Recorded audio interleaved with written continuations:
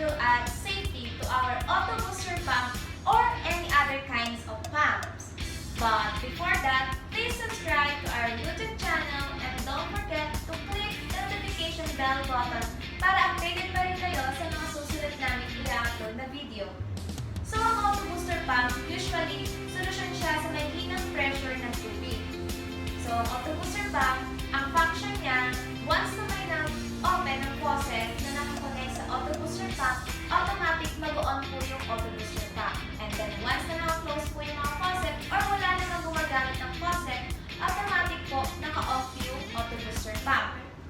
So, ano nga ba yung accessory na pwede natin i-add or ikabit sa mga pump for additional safety?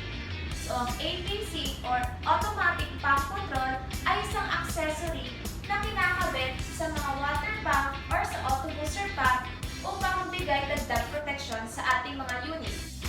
Automatic Pump Control or APC is the starting and stopping of the pump by a mechanism actuated by the level of the water in the suction well or pump, or by the level of the pressure of water in a discharge tank.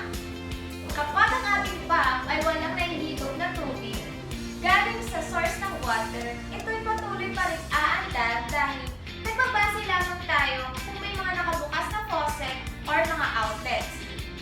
Dito sa Pilipinas, may ilang lugar na hindi stable ang supply ng tubig.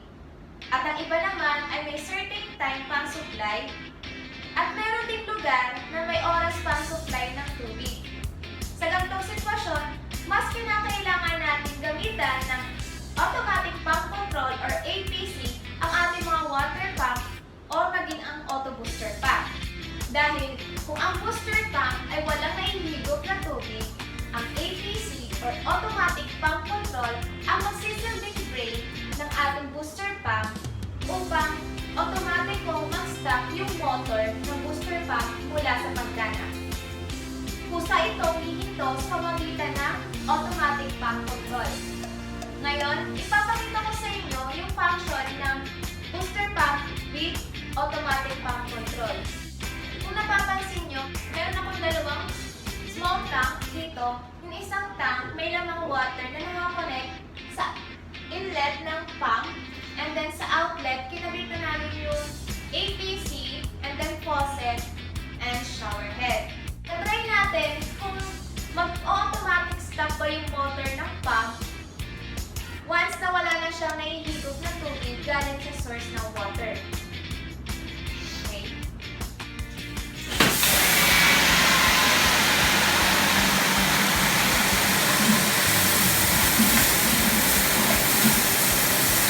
So, bumababa na yung level ng water dito sa isang tank, and then yung bar, kung mapapansin natin, nagiging zero na rin yung bar ng APC.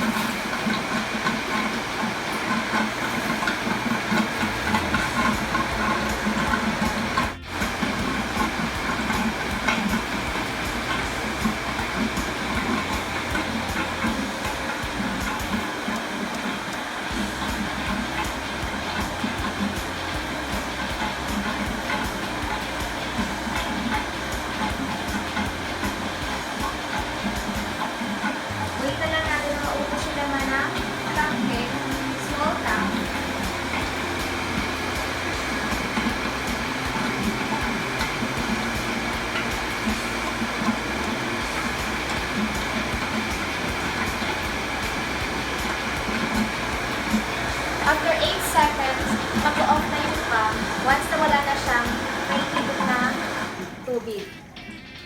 So yan, kung mapapansin natin, automatic na nag-off na yung auto booster pump dahil sa automatic pump control.